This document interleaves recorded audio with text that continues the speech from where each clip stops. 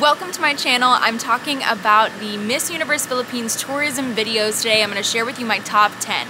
If you haven't yet subscribed, please be sure to do so before exiting this episode. It means so much to me. We're almost at 80K and I appreciate your support. Today's episode is brought to you by Rehearsed to Relatable. If you're a pageant contestant and you really want to learn how you can take your interview to the next level, then click the description below for more information about that. I really want to say if you're a pageant contestant and you want ideas for your own contestant videos that you have to watch these videos. These are my top 10 faves and the production quality is professional, blows my mind. I don't know how these ladies actually put this together. I'd honestly love to hear from any of you if you're competing for this title this year and if you want to come on the channel and share with me about your process, please let me know. I would love to feature you. I'd love to hear about how these all came together. In no particular order, let's get started. This video convinced me that I need to go to Capiz. That's it. And at the end of the day, these are tourism videos, and I think that's what's important, is you're encouraging people to come to visit the Philippines, and this did it for me. All of the shots, all of the imagery, it looks like the most beautiful place, the best tourist destination. She sold me, so she had to be in the top 10. Victoria's video had so much energy. The way that it was edited, shot, the music in it, the really unique overlays that they were putting on these shots was creative. It was creative. I never would have even thought of doing something like that, but I absolutely loved it. It's a standout. It's unique. Elo City's video was a vibe. It was shot really cool. It was super moody with darker lighting, but what I liked about it is that it was so inspirational. She was running through the city, so that's how you can see some of the shots, and then she falls, but she stands back up again, and that's representative of the resiliency that they've had during COVID, and honestly, this one gave me goosebumps when I was watching it. I felt inspired.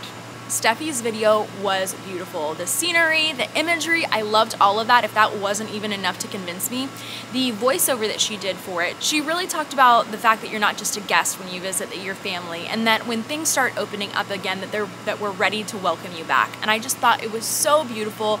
It was hopeful, it was positive, it was a great message, and that's why you're seeing it in this episode. Janella Joy blew me away with this because, first of all, beautifully shot, right? The ones in my top 10, I believe, the videography is great, the production is great, but beyond that, she was actually active in this video. She was using videos of herself instead of B-roll footage of somebody else or just shots of landscape, and that effort impressed me. That's why I had to put her in my top 10.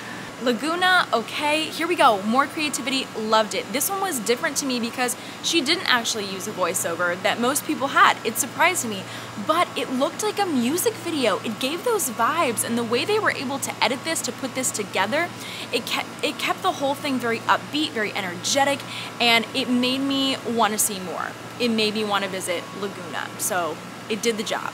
My favorite thing about San Juan is the personalization of this video. As many of you probably already know, she is a TikToker. So as she is touring the city and showing you around and talking about all the great things about it, she also inserted clips of her on TikTok. So it's like, here I'm touring the city and this is how I would do that on TikTok.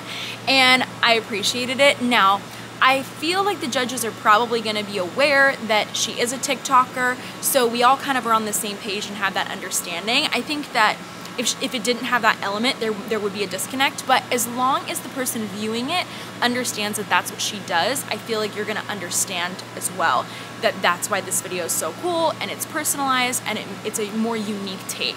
If you haven't already noticed, a lot of my favorites have beautiful scenery, and I feel like that's an unfair advantage just by nature of where you're from. And so this video stood out to me because of the aerial shots in the opening. She was really able to capitalize on making the city look beautiful. I thought it was brilliant for her to shoot on a rooftop first, and of course the wardrobe, the hair, the makeup, the styling, all of it was there, and it really stood out in a way that took a lot of creativity. Jasmine's video reminded me of something you would see on the Food Channel. The way that she was interacting with the camera and the audience, speaking directly to you, but also at the same time experiencing Manila on camera, is why I really liked it. That's why I felt like it had a very professional quality to it, and I could have easily seen this clip on the Travel Channel or the Food Network. One of them, because she showcased some food and some travel. My favorite video goes to Vinci. I really love how creative she was with this. It started out with her on the phone having a conversation, talking to a friend, and then saying that I'll be your tour guide, and then takes you through her city. And then also she had dancers in it. I mean, just everything about this, the creativity it took, I appreciated, and it was just so well done. Bravo, Vinci, it was incredible. Okay guys, those are my top 10 favorites. I wanna know who yours are. Please be sure to leave your favorites in the comments and be supportive of all the contestants, and let me know what you wanna see next on the channel. Until then, I'll see you next time.